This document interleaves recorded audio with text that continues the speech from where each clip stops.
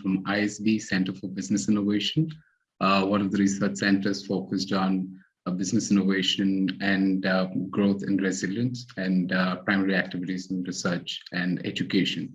And we're very glad to present to you Growth Tunes. I invite Neil Bhatia, who's the Senior Director, Startup Ecosystem and Strategic Industry Collaborations from Intel India, to kindly introduce the session. Over to you, Neil.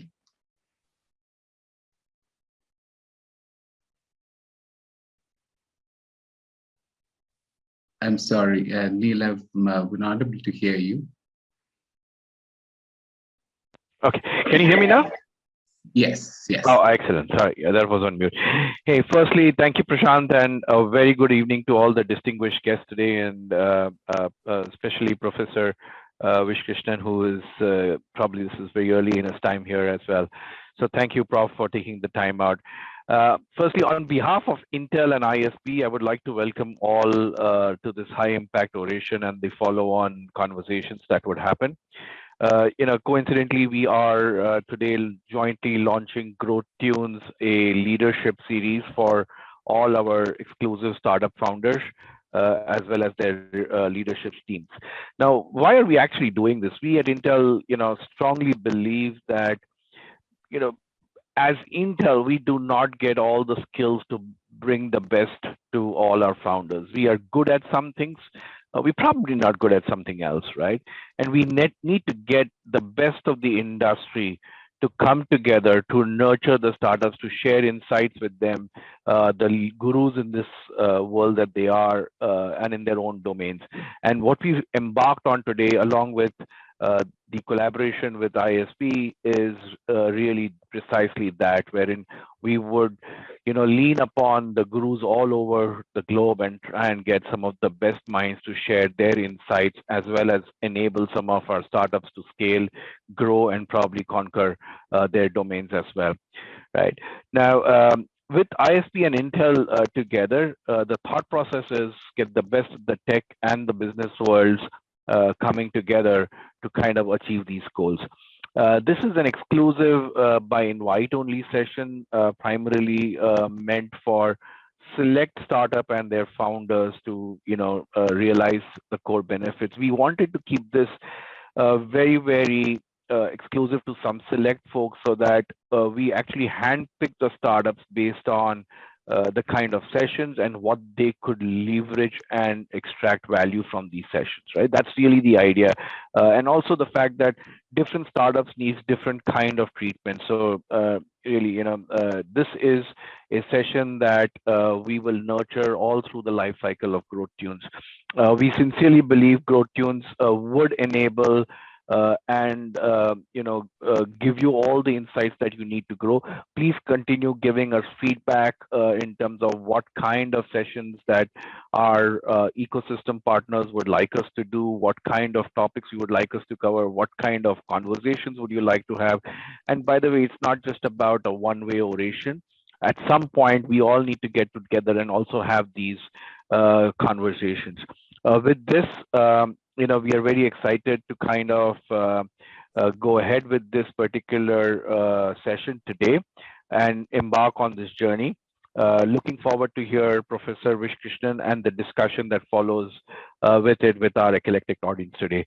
So, welcome, Prof, and thank you on behalf of Intel and ISB, and thank you to all the audiences who've made their time today evening. Prashant, back to you, Chief.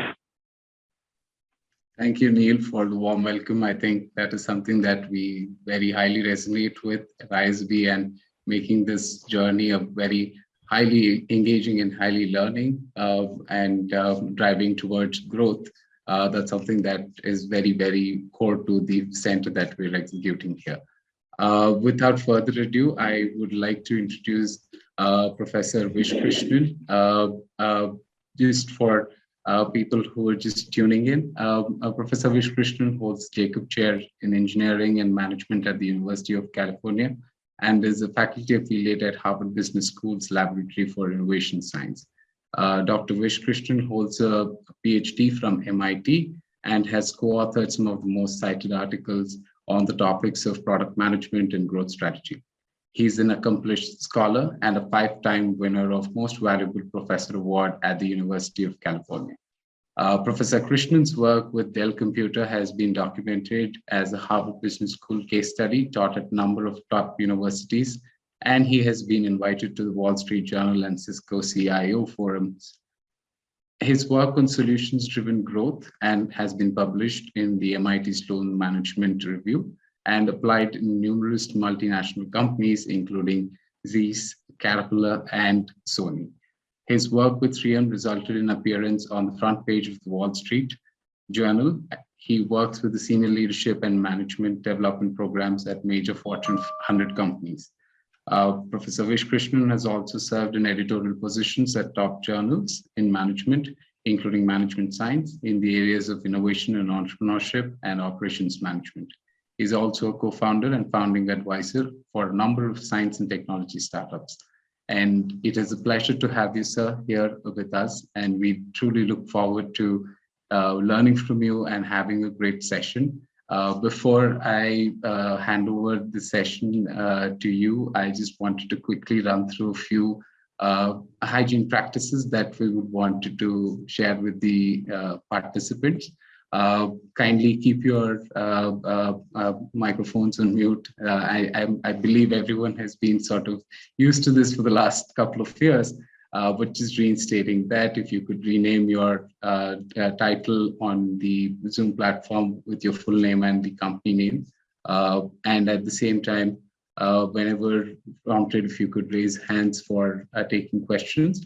And we will be having a discussion. We will be breaking out into different rooms and you will be participating, and we'll get to hear you and you'll be returned back. Our facilitators will be with you. And with this, and we request you also to participate in a couple of polls that we've put together, and kindly keep the conversation active on the chat window. I will moderate with Professor Vish Krishnan as and when required.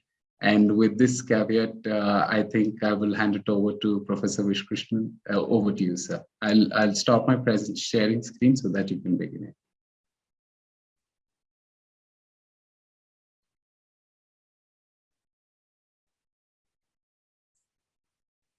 Your screen sharing is still not off.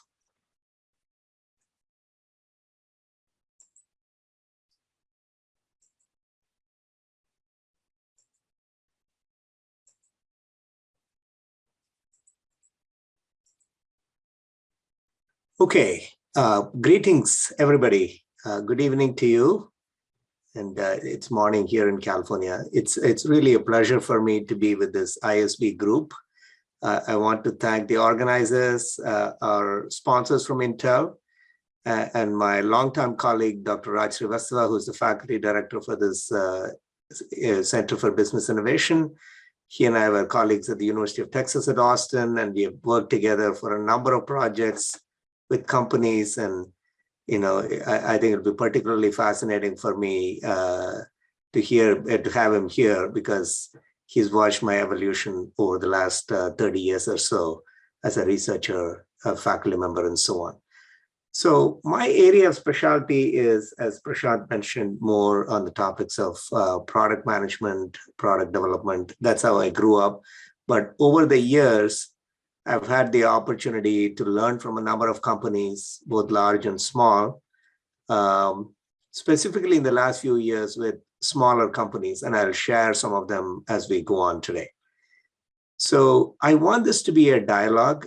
So rather than have a final Q&A, we are going to allow Q&A on the chat, and we're going to also have some polls along the way just to keep this going. Okay, so given that we have only a little over an hour, I thought let's focus our attention on 3 questions. All of you here are from the startup ecosystem or in growth environments, and not only in personal lives, but professional lives.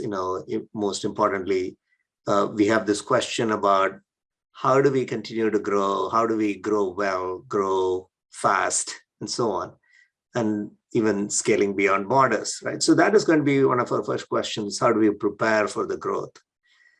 Specifically, what strategies what actions can we take that can help us achieve a certain type of growth, what I call graceful growth, which I'll define in more detail, but just so that the suspense is not killing, somewhat of a more harmonious growth, Goldilocks growth, as we'll discuss, okay?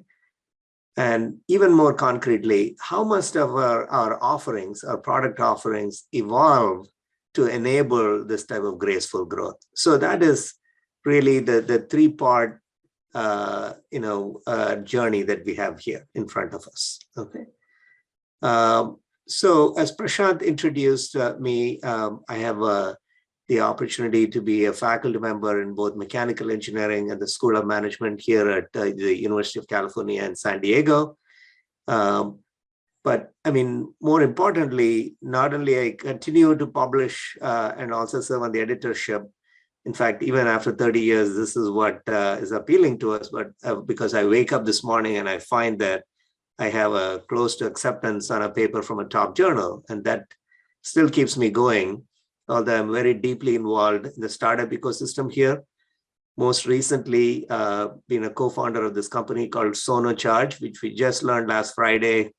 We received a fairly significant Series A from a Silicon Valley investor group. You can check SonoCharge out on the website. And another company called Amplify Biosciences, which is more on the stealth mode yet. We hope to make similar progress on it during this year.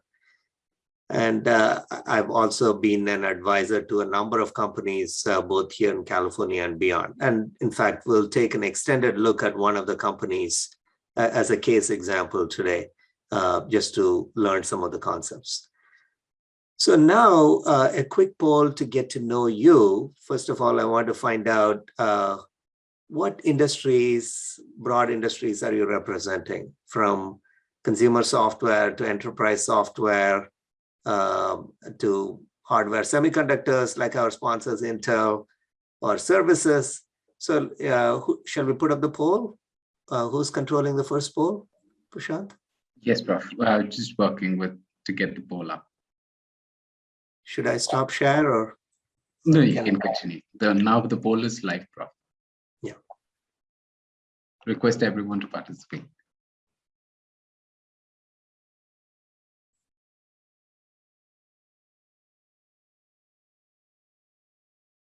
Okay, 5 more seconds. 4, 3, 2, 1. Thank you. So I think based on this group here, we have over a third of them in enterprise software, and the rest of them sort of uniformly distributed. Obviously not as many in CPG, only 2%. 10% in life sciences, that's good to know. Another 18% in hardware, electromechanical and semiconductors, and consumer and platform software is another 22%. So enterprise software is our largest group. So that's good to know. Then that's what I would have expected. Thank you. So maybe I can share the results here. And you can see that. Thank you for that. And along the way, we're going to continue to engage you with a couple of more questions like that. So this is really just a quick warm-up exercise. Okay. So what I've been focused on in the last year is, in my research, trying to understand the growth trajectories of companies and countries. Okay.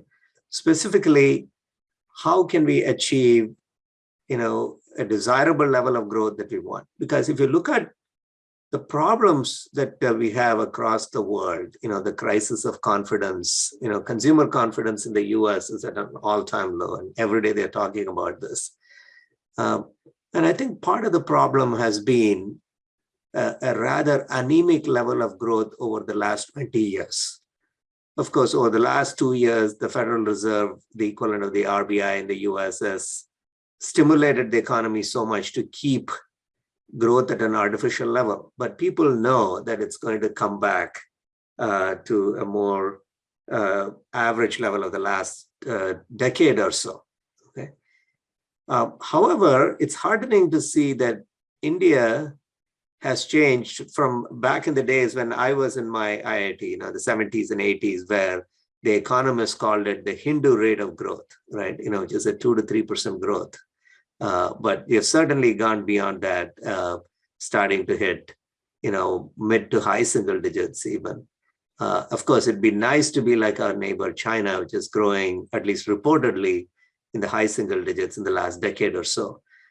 And I mean, this is not a pipe dream, because if you look at this, last 500 years of world history, economic history, of course, India and China actually ruled the day.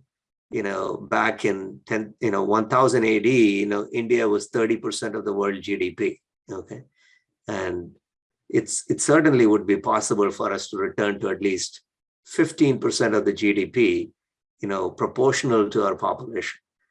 And of course, larger companies are going to pick up some of that as well. But I strongly believe the startup ecosystem in India is greatly going to contribute to that. And it's very heartening to see that really, take off in a big way, especially after COVID. Okay. And, one of the things I do in my role is also being an angel investor. And I listen to a lot of pitches of companies coming from India. And you can see some significant progress, happening in various industries, from fintech to software, and ed tech. It's a big area, So certainly that's what we're all here for, and I'm glad I'm able to join you here. Okay, so let's talk about the topic for today. We're talking about graceful growth. Growing gracefully. What does it mean, and why do we care, right? I think at an intuitive level, we all understand, graceful growth is, growing gracefully, and which actually means, sort of more, dictionary definition of the meaning graceful is elegant, beautiful. But here, what we want is, something that is harmonious, smooth, consistent, predictable, smart, strategic, creative, innovation-driven growth, with calculated risks, right?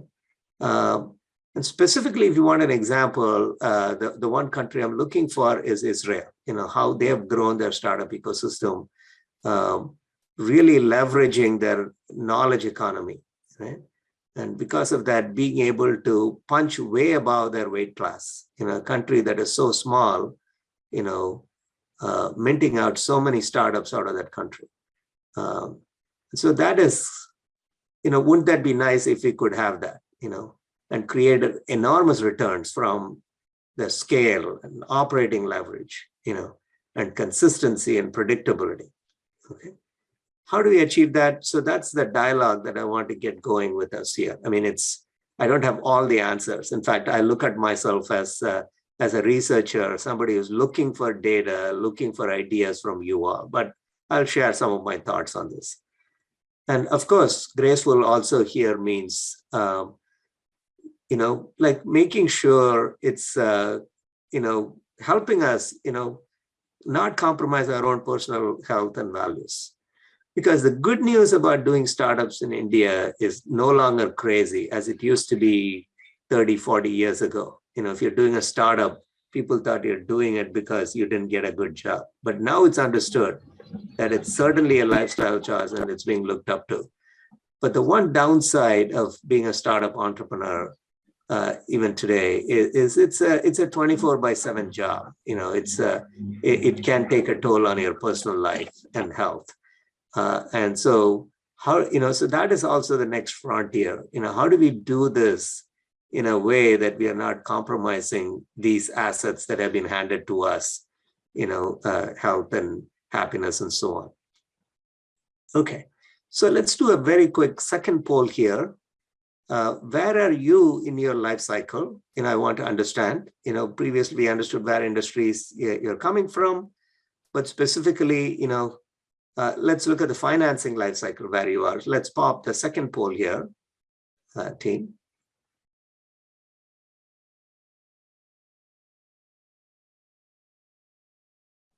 The poll is live, Prof.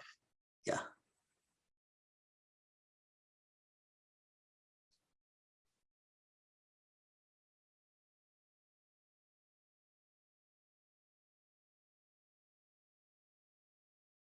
Okay. Last call. 3, 2, 1, 0. You can end the poll and we can share the results. Again, here in this case, a large majority is in that post-seed funding, probably pre-Series A, right? 9% has raised Series A, and there's a 12% that is further along, okay?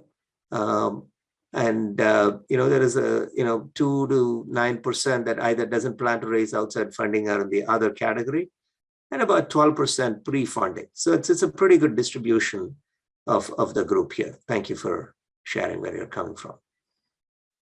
Okay, so having defined the term graceful growth, let's talk about it. What makes it possible and what makes it challenging? Okay. I mean, I think of growing companies like growing plants and trees in a garden, right? I mean, we're all like gardeners. If we have that perspective, sometimes you're able to approach it with a little bit more detachment, because as you know, sometimes these startups are our babies, and we take them really personally. So like any garden, the soil is really important, right? And if the soil is not good, whatever effort you put in is not going to fetch you any return. So, same as a startup, the context, the environment, the socio-political, economic culture matters a lot, okay? And the good news is in India, that's certainly improving, more favorable.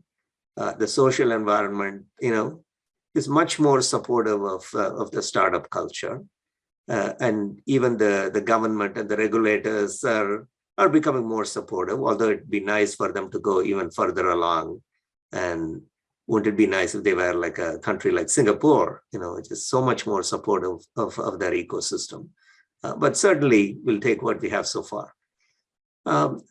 And similarly, just like the soil matters, similarly the seed matters. The idea, what is its scope?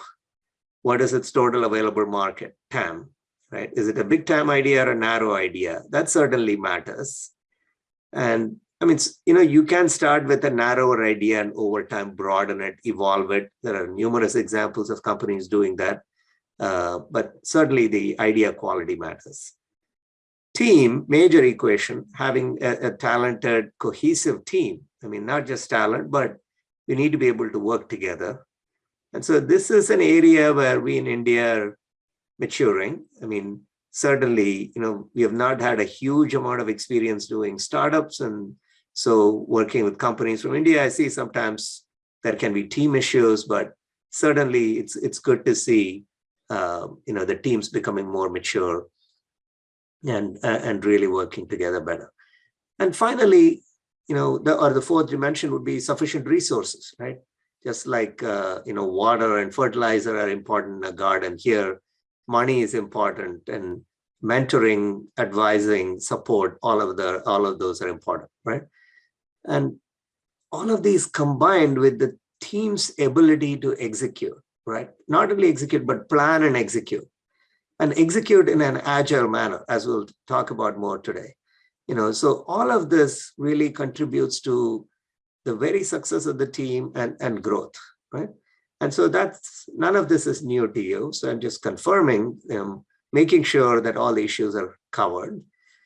And similarly, in terms of challenges, the flip side here, so when we have macroeconomic headwinds, like we seem to be going through around the world, with some inflationary pressures and COVID-related disruptions haven't totally disappeared, just continues to be hanging around. So that's one major issue, okay? And not sure we can do much about, but certainly we need to recognize that that's an issue.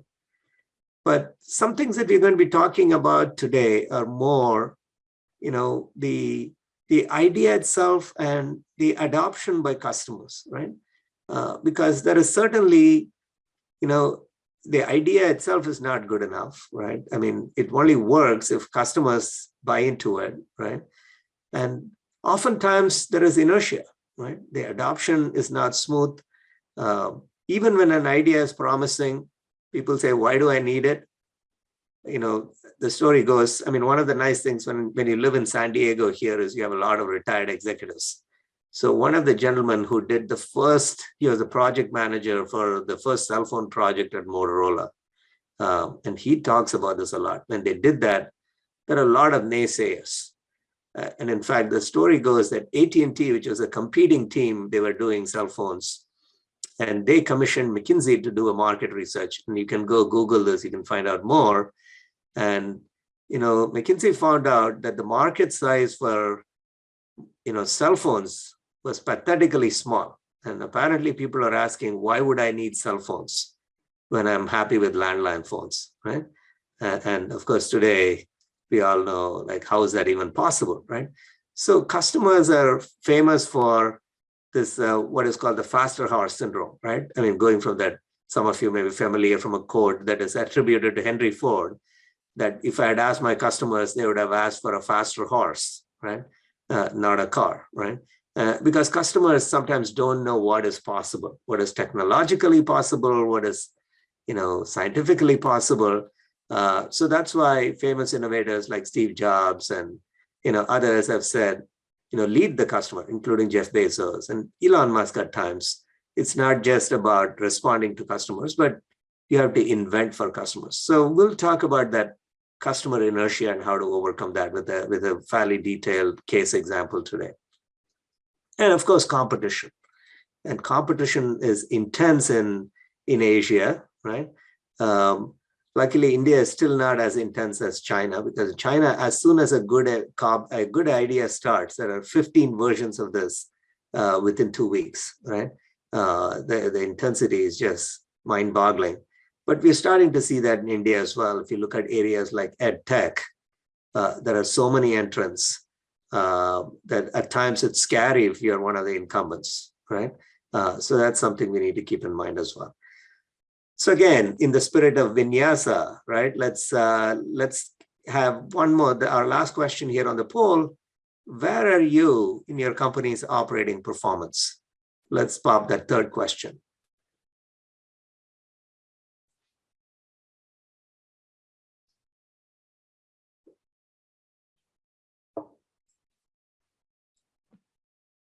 The poll is live, Prof. Fewer choices.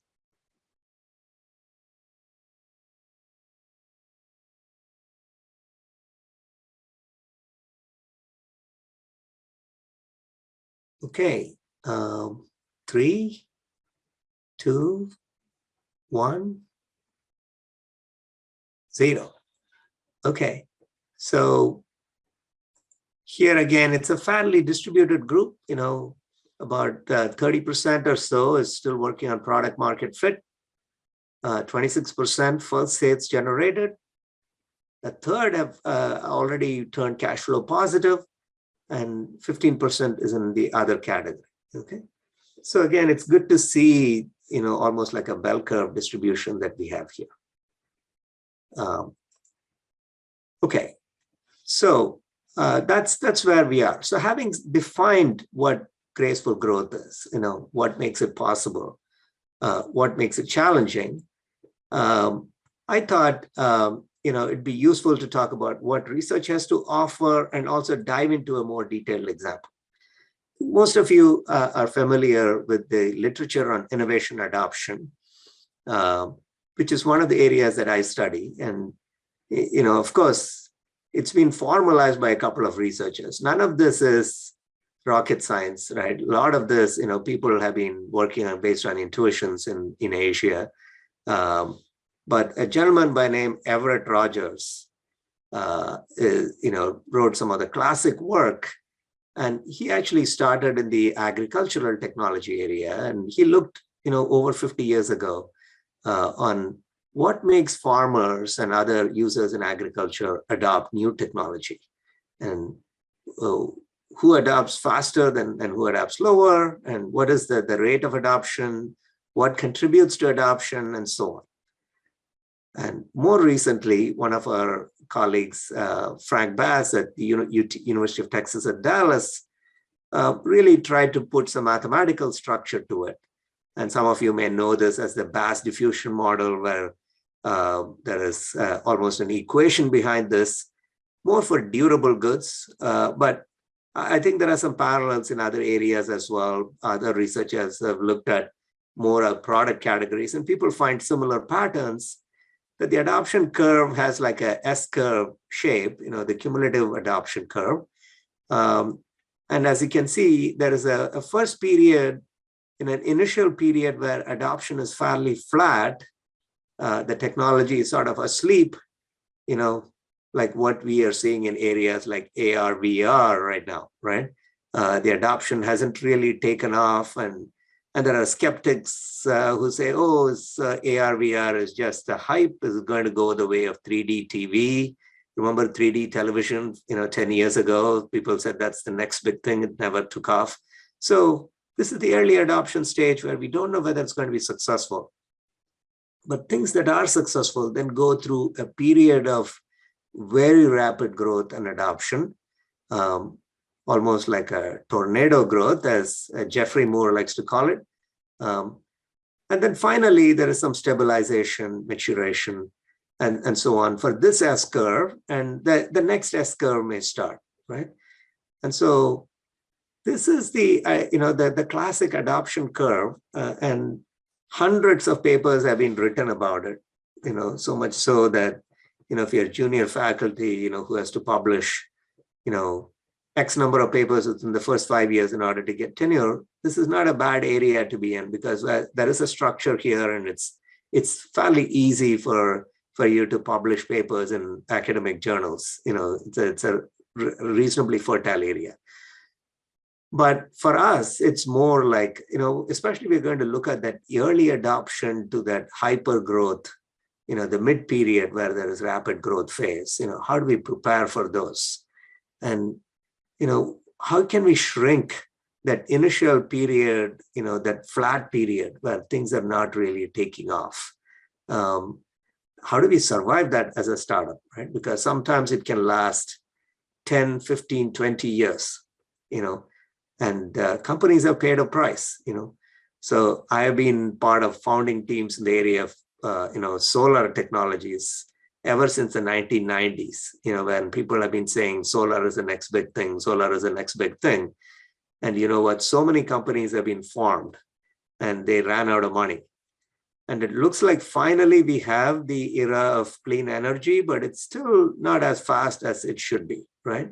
The adoption, hasn't received like hyper growth. Hopefully, the prices will drop enough in this decade that every new home that is constructed has solar panels installed, and even older homes will retrofit solar panels. So that's really the adoption and the growth is one of the things that we are interested in. Okay. How many of you are familiar with this innovation adoption literature? As a show of hands. If you're familiar with it, just can you give a thumbs up to us?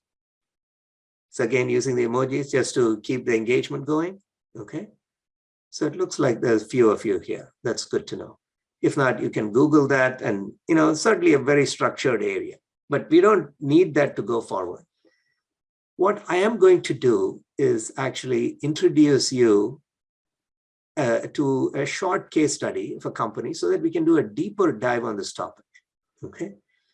So this is a homegrown startup out of Bangalore, called Linkcode Labs.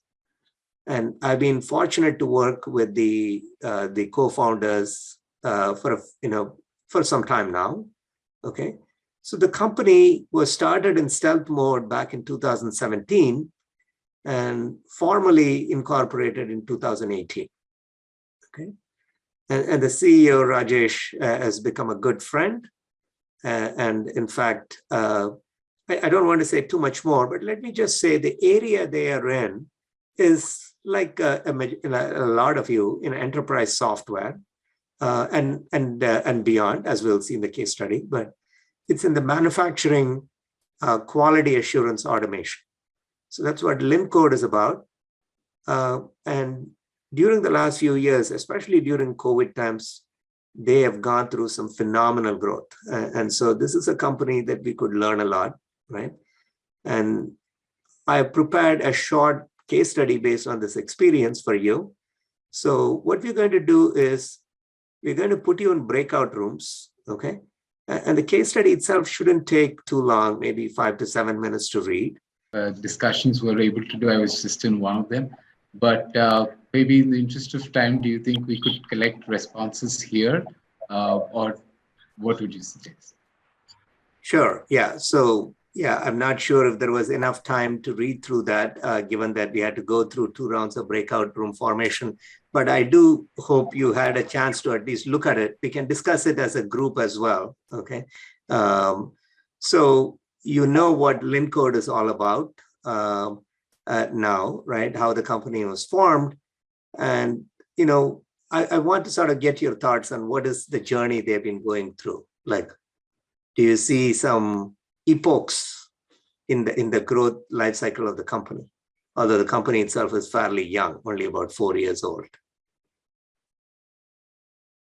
Any thoughts?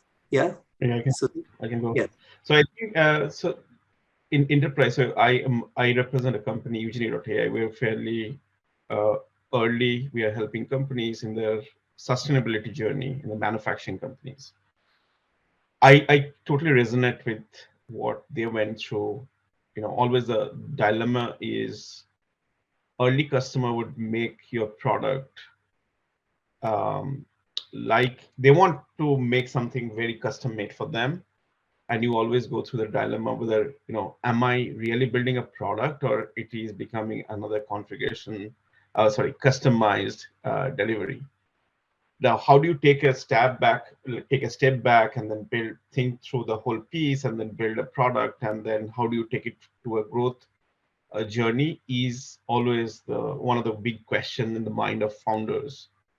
When I also quote often from Y Combinator, right? So they speak about make the first business as not scalable, and then make it work for your customer, and then scale will come gradually, organically.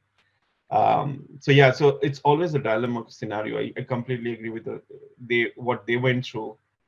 However, again, what we saw in that case study, the COVID came in the form of a boom, where most of the workforce in the manufacturing were working from home or not present on the floor. You need to do remote inspections, and that kind of technology then, you know, definitely had a kind of more demand, and hopefully they were ready by that time and they could hit the market and then scale it up. But again, one of the questions that I have is typically enterprise sales cycle is pretty huge. If you are a startup company, the people would ask, like, show me where else you have applied that. You know, so the credibility questions comes often. And how do you handle that? And how you as an advisor help them in that whole journey, not only raising capital, but how to build that credibility in the market? I'm very curious to know a little bit about it. It will be very relevant. Certainly, yeah, we're going to discuss that. Yeah, enterprise customers, all customers are skeptical. Enterprise customers in particular are very skeptical people, and they need to be persuaded. So how are we going to persuade? That is one of the major challenges in the enterprise adoption. Arvind, you have your hand up. Hi, Professor Vish. Thank you for the opportunity. I think what the founder has done is demonstrated incredible patience to go through the process of customer validation incredibly well, then systematically proceed towards deployment with an early customer and achieve some sort of product market fit. Now he's faced with a classic dilemma of whether to go deeper and specialize in one domain, or whether to look at regional expansion through his generalized product. So, I mean, to evaluate this, you would need a lot more information than this one pager, but that would probably be to the tune of what is the degree of change that is required to really drill down into that particular sector, or find a very closely related sector that he can go through with minimal changes, or whether there are certain geos where he's able to tackle with a relatively less amount of money, which is more forgiving in the early days. For instance, typically going to US is a very expensive proposition to make. Perhaps he can go towards Southeast Asia, where it can be possibly a little bit more forgiving. And the mistakes are less expensive. So yeah, that's all I wanted to say. Very good. Thank you. Aditya? I think what I have generally observed in startups and also with us is it's always a very phase-wise kind of an approach, right? So we have to go through a certain cycle to say, oh, I can actually do something else. And in this particular case, they started off as consulting, and then they built a product. Now they're thinking about, geographic expansions, and then they're talking about acquisitions for their growth and stuff like that, right? Now, is there a template, or is there some way to really cut short this entire process in order to save time, go to market faster, get to growth faster in a sustainable fashion without really failing, right? So, every startup has to go through a certain cycle. I understand that. But is there a way to really fast track some of these things? Because everything cannot be so linear. If you are, competition kicks in, macroeconomics kick in, and there are a lot of changes over there. So I'd like to understand a little more about how can startups really think aggressively, but yet at the same time sustainably, that will not really kill them. That's right. Very well said. Thank you. A few more comments here. Yeah, Neil? Prof, just one thing is, while everybody's mentioned all the relevant points, I think there's also the layer of, how they are funded, at what stage they are, what's the kind of budgets do they have, what's the kind of runway do they have. And, as you walk through your, answers to all of this, I would like to kind of hear on that context as well, right? Because sometimes your runway defines what you do. Absolutely. Right? Yeah. That's very well said. Yeah, Rohit? Yeah, hi. From my experience offering a product or a service to the customers, it's like we partially offer a solution to one of their problems that they're facing. But as soon as we offer a reliable solution, they come back and ask us to make a complete solution. Like, for example, where we were trying to find the defects in one of their assembly line, they want us to later just go and completely solve that, do something after. When you detect, what do you do after that? So they want us to completely solve that issue, and also may also want us to do the packing as well. So that's the way customer wants us to take in, and then it'll become customer centric, like one particular client centric. So I'm actually eager to understand what happened after this. So what did the Lean code go through? So just very I'm going to mention that shortly. I was speaking to the CEO just yesterday, and Okay. he would have loved to join us today at this point in time, but he actually has a customer meeting at this point, so he couldn't join. So in fact, we were wondering whether to move this date, today's session, but it was too late. So unfortunately, he couldn't join, but certainly I can give you an update on that. Yeah, Jidoka Technologies, Shaker. Hey, so a lot has been said already that I'm not going to repeat, but I think one of the questions is, where do you draw the boundary for your product, right? As I read through the case study, it is like, whether is it software plus services, is it software plus services plus camera, and on and on, right? And at some point, you have to know where your strengths are and what your boundary is. And I would love to understand, what kind of a take they had on that issue. Right. And what we realized from reading this, at some point, you may not have that much of a choice, because you may lose out on deals if you don't reframe and expand your scope a little bit. Again, we'll talk about that in just a minute. Yeah, Sense Jess. Somebody by name Sense Jess has a hand up? No? Okay, come on. Yeah. You're now able to listen. Yeah. Sorry, we're still not. We see you're moving your mouth, but not able to hear you. Audio. Yes. Maybe you could remove the earphones, and that might be the issue at times.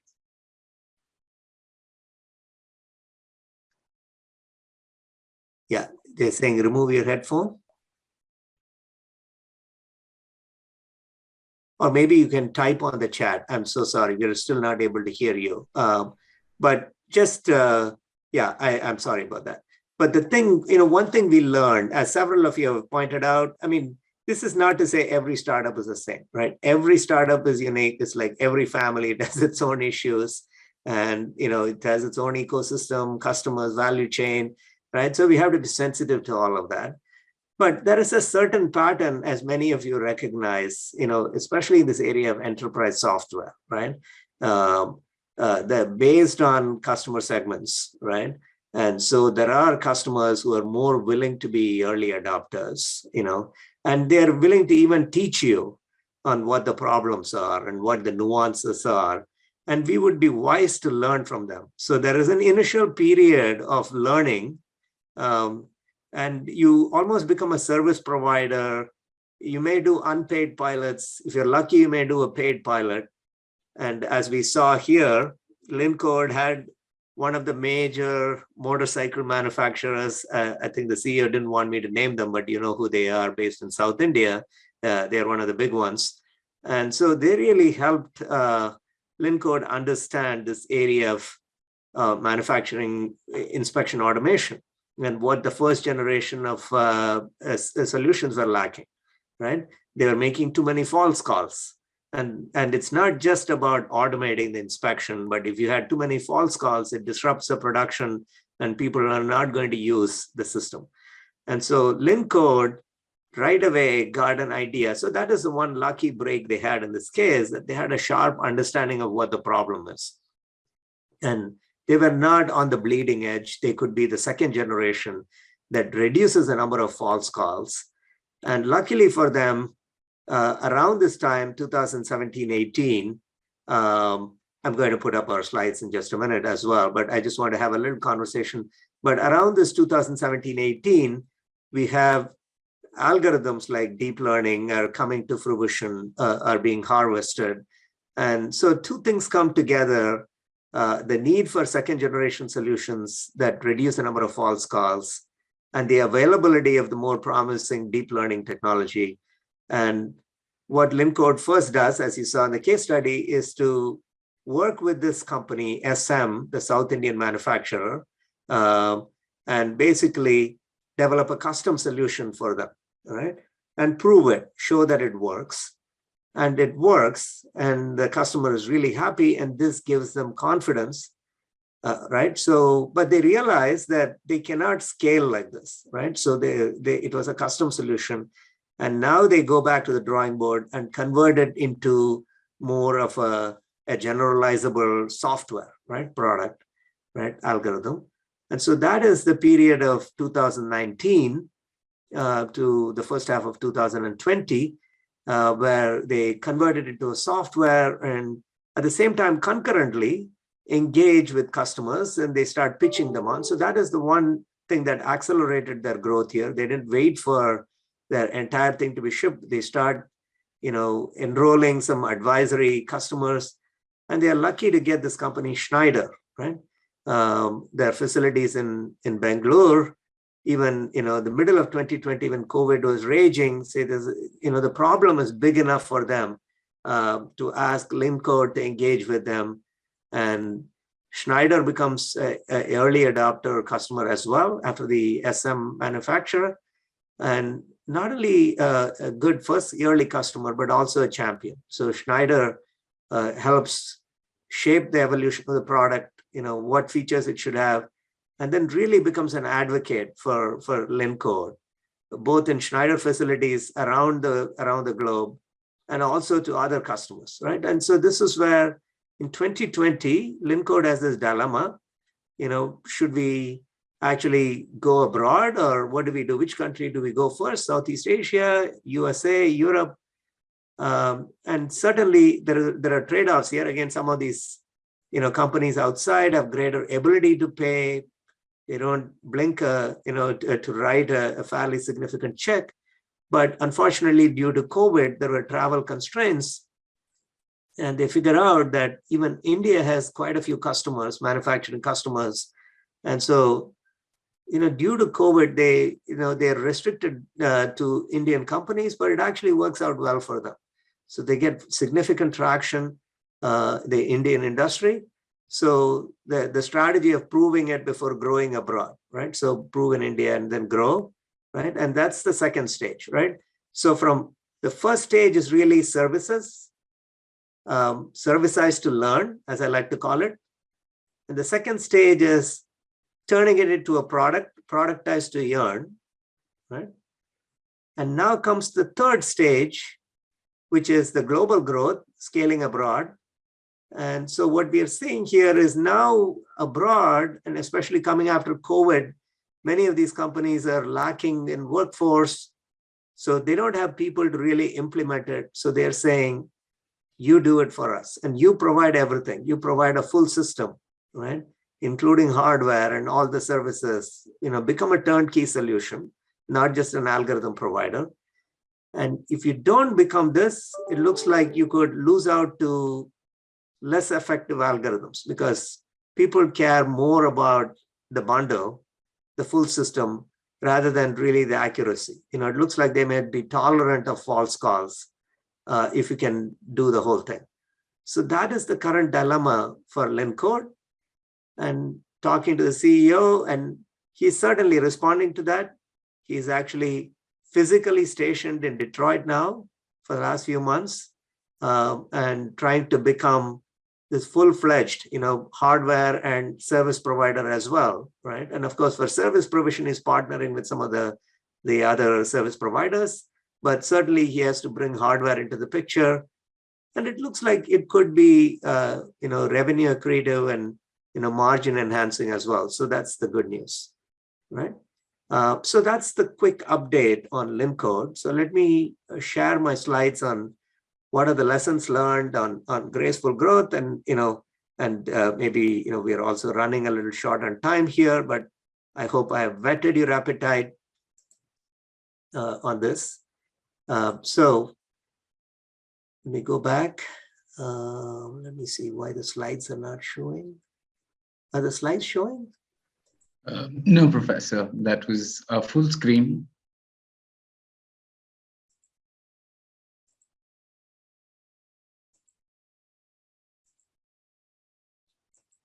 Okay. So I hope you can see it now. Yes, thank you. So what we see is clearly the evolution of the product offering, at least in this company, and it may be useful for some of you to think about. It doesn't have to be totally linear. And in fact, as I just described, there is a lot of, sprints kind of orientation, agile sprint orientation. But there's clearly the early market where you're trying to understand what the solution is going to be. The product definition is underway. Like some of you, the product market fit is not there yet. As we saw the initial poll, 30% of you are still in the product market fit. And in this phase, it is really useful to adopt this concept of what we call service-ized to learn. And this is actually some concepts based on an article that I co-authored with a couple of colleagues, Professor Sani at Kellogg and Balasubramaniam at UNC Chapel Hill. But really that early stage, we are learning the market need, and a service model works well, right? Paid or unpaid pilots. But then soon enough, we need to be able to run fast. Once product market fit is achieved, there is potential for growth. This is where you really need to turn into a more generalizable, robust product strategy, productized to earn. It's time to earn, right? Time to grow, right? So, and we need to be able to make this transition. It's very different cultures, as you all know, from services to products. And then there is a third transition. Even as your product grows, you get these mainstream customers in the language of, growth curves, innovation adoption theory and Jeffrey Moore and so on. You have mainstream customers coming in, and your offering has to become more than a product, right? Yeah, it has to become more of a solution, and which means you need to be able to integrate with, other complements like hardware and services if you really need to sustain advantage, because the mainstream customer is really looking for more conservative metrics like return on invested capital and cycle times and so on. And they're not just excited by the algorithm itself and its power and ability to reduce false calls, right? So what we see in this case, what seems to have worked well for them, right, especially the productized to earn, is the phase that helped them generate funding, at a fairly attractive valuation. And the funding they need, luckily for them, they have a good runway. And they are also able to use their revenue. They're already generating revenue, and so the revenue plus funding gives them a pretty healthy runway. Talking about health, runways define you. There used to be a book called Geography is Destiny, but I think in startups, you can also say runways are destiny, right? They define, what your future is. And in this company's case, they do have a good runway, at least for the next 18 months. Hopefully, even if you have a tight funding environment in the next year, they'll be able to withstand that. And luckily, there's a fair number of customers in the pipeline, so they could easily extend their runway by just, their own revenue. Okay. So that is sort of the first point, how your product offering really evolves from serviceized to learn, the productized to earn, and then solutionized to sustain. So something to keep in mind. Okay. Of course, some of the classic strategies, like to achieve, more graceful growth, if you can have more of a versioning strategy, a product portfolio and a more healthy product line, right?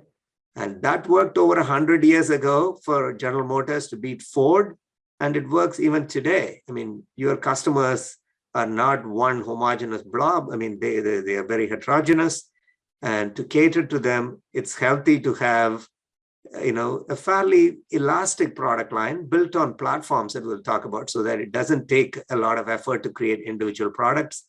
But if you can have internal platforms underpinning a product line with versions and services, that helps create and capture value, right?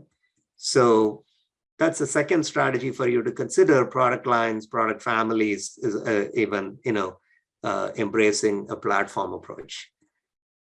So this is what we call linkages-driven growth in that article that we co-authored.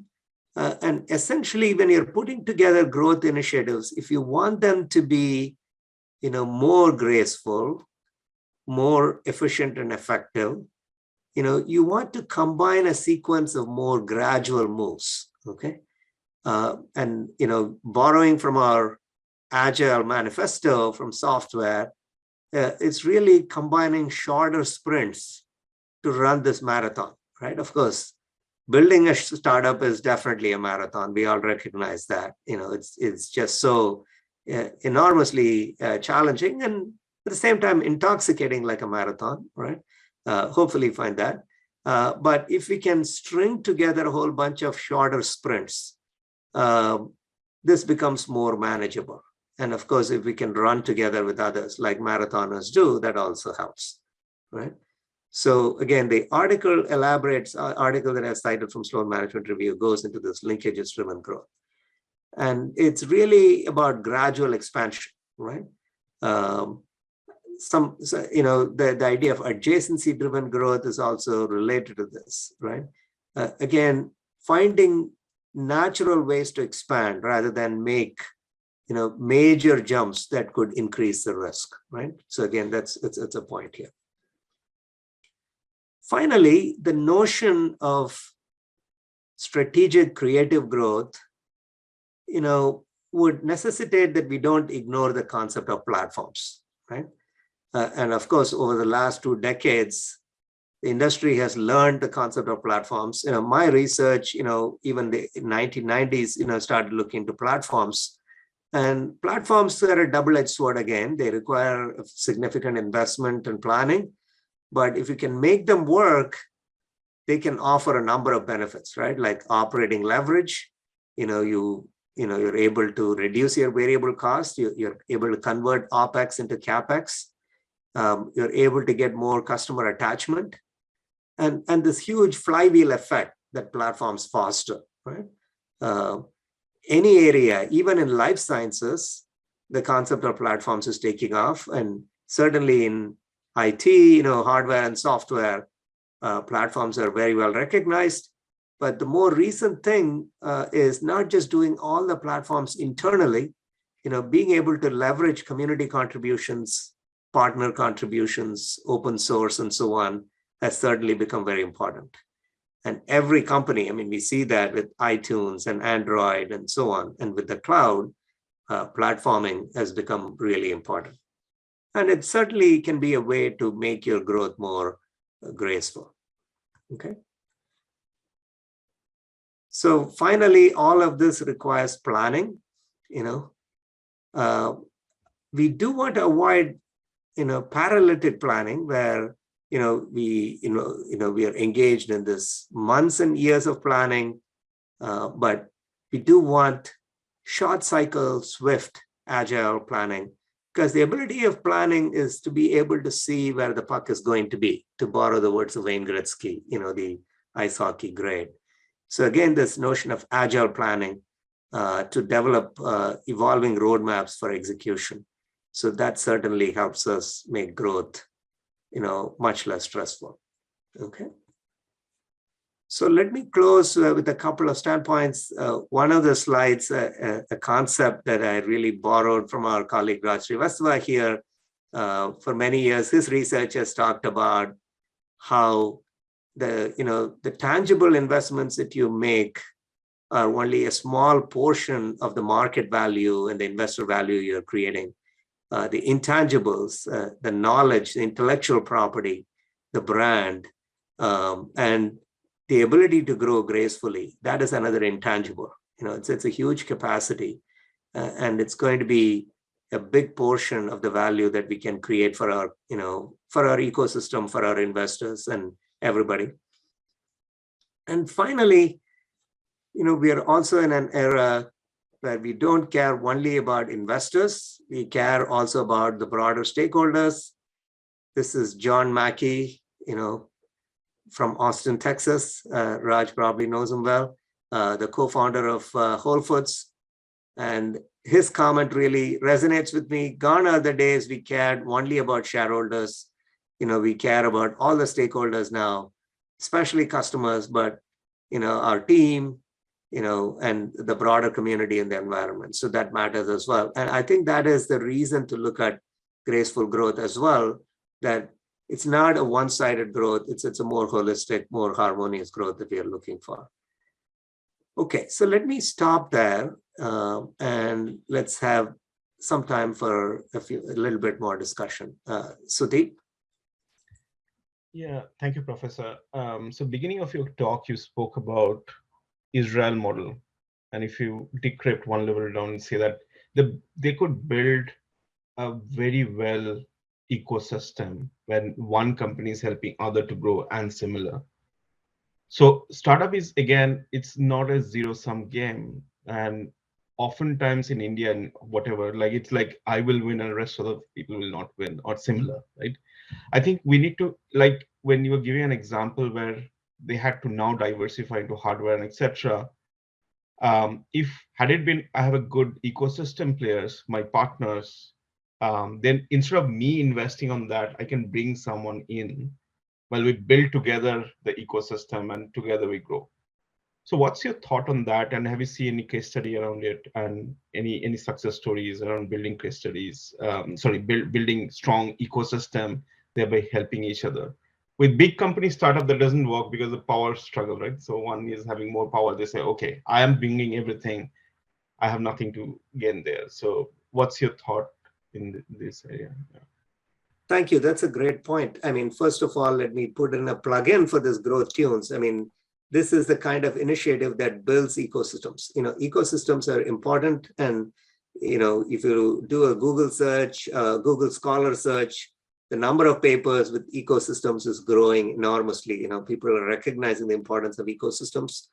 And just like biological systems, I mean, we do find that organizations can learn a lot from, other systems, including biological systems. And of course, it is a matter of balancing, cooperation and competition. I mean, even if you look at biological systems, going back to our garden metaphor, right? I mean, the garden, there's a lot of competition. There is a competition for resources, right?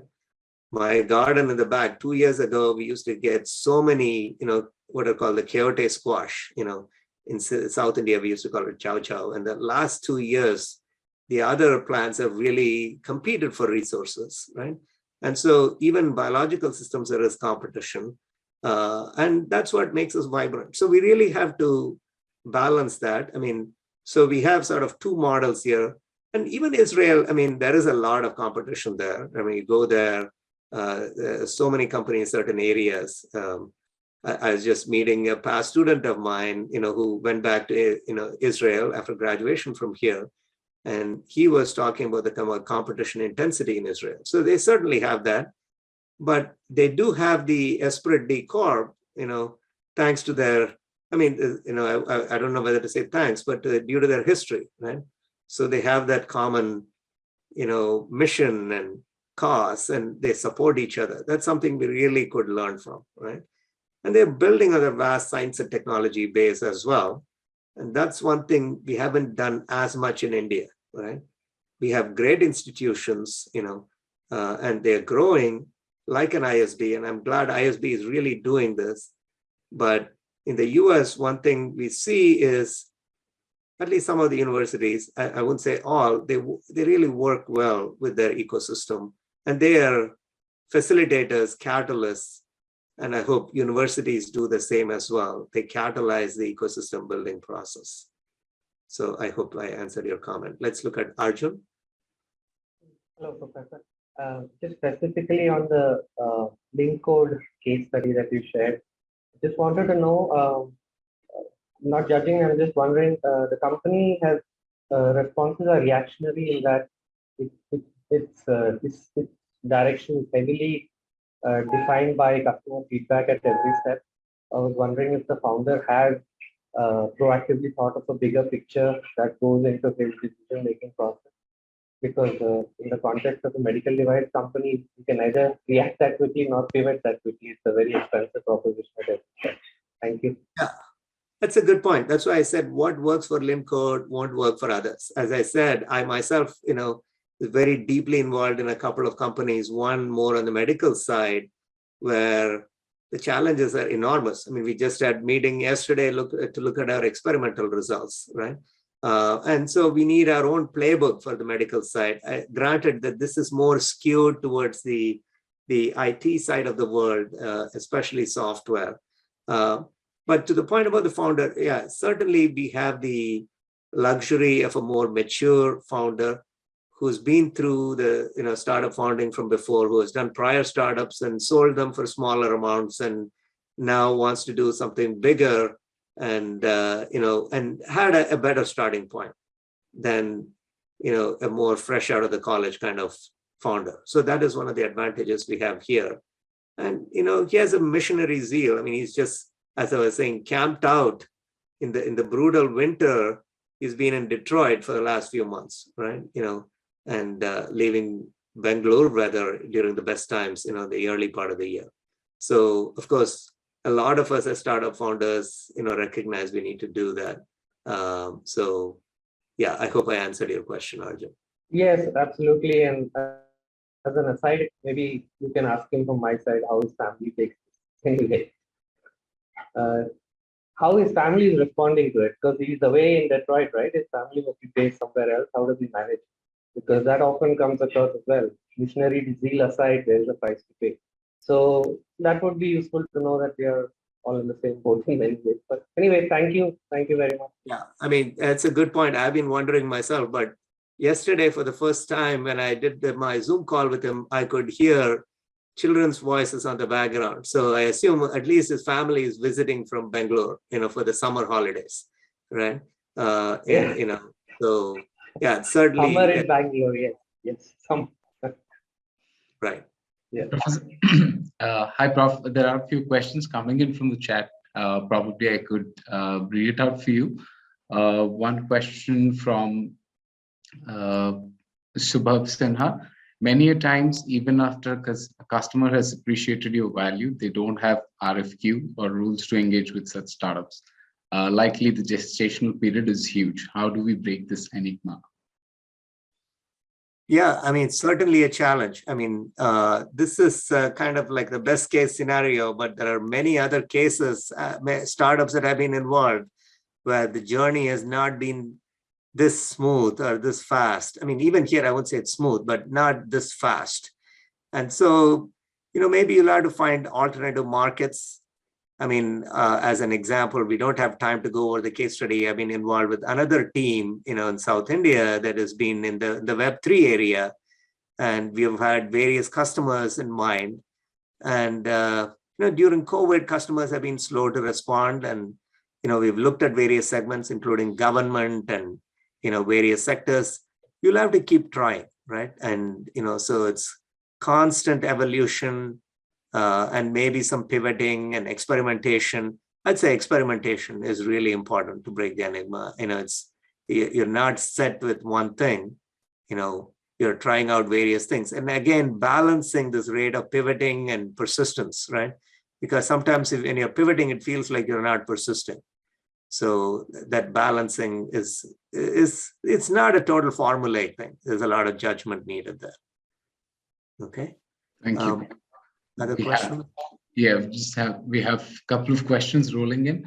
Ruchi asked, what is the best strategy to change the initial consulting phase, which is too much customization to product? When do we know that now the customize should stop? Yeah, I mean, one approach is a hybrid where you keep the services growing, and latch onto that a product, right? But then the challenge there is when if you have to raise money, you don't want to be perceived as a service company. And despite your pleadings, investors may say you are just a service company, right? So that is the dilemma. And so, yeah, certainly there is a switching off here that needs to be done. I'd say it happens when you feel that, okay, you are ready to now generalize. You have a fairly good understanding. You have something that is working. Of course, the very first solution that was developed was totally tailored. It was almost like a consulting project. It was tailored to the first customer. But then you feel that your TAM could be much bigger. So I think that is where, at some point you see that you're artificially restricting your TAM by being a service company. And that's where the thought process sets in. So hopefully what I'm giving you here is a roadmap that this is coming. So you can start asking that question all along that, hey, at what point in time are we going to either layer on a product strategy or totally pivot from being a services to product? So I wouldn't say it's one solution for everybody, but certainly there are markers on your journey, and, so that's what I hope I brought some attention to today.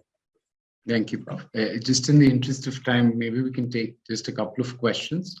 One from Ramana from Lightspeed AI. As a corollary, which option is better in early stage? Vertically integrated company, which is IP secure, or outsourcing the non-core areas to external agency and reduce cash burn with potential IP leakage?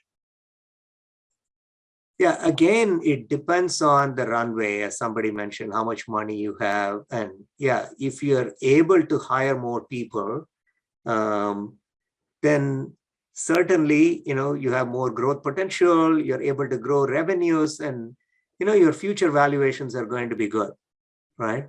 But if you're raising money in this environment today, where we have somewhat of a weaker environment, right? Summer of 2022 is not the same as summer of 2021 to raise money, right? Things have changed quite a bit.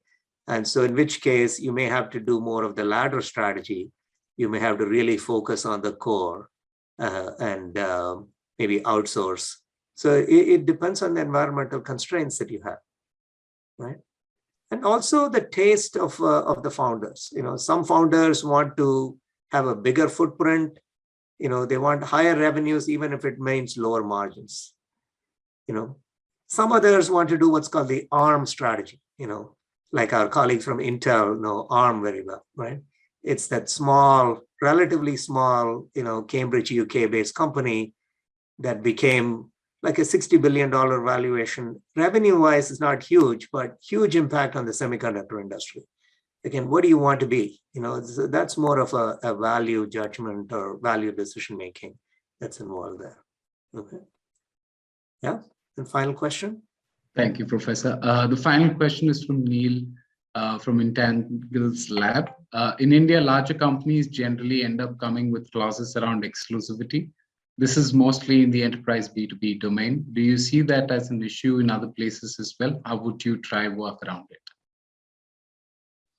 Yeah, I think this is a problem as well. And again, it depends on the environment. The more bargaining power we have, and again, the way, we want to somehow frame or change our customer into an advisor, right? So that is one of the major benefits that LimCode had. Somehow was able to persuade that Schneider and other customers are like advisors.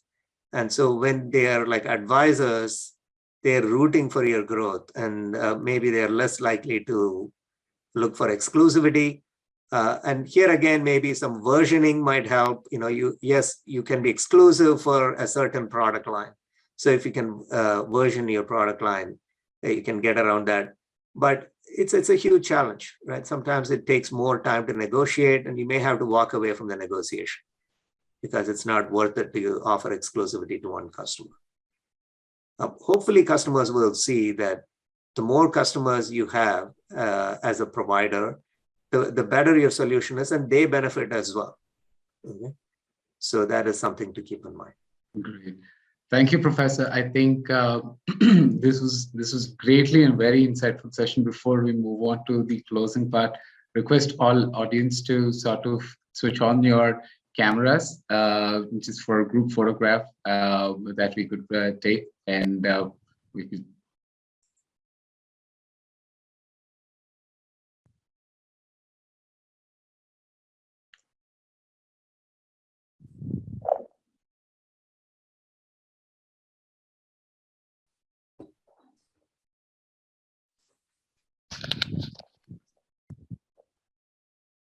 Great. I see a lot of screen filling happening. That's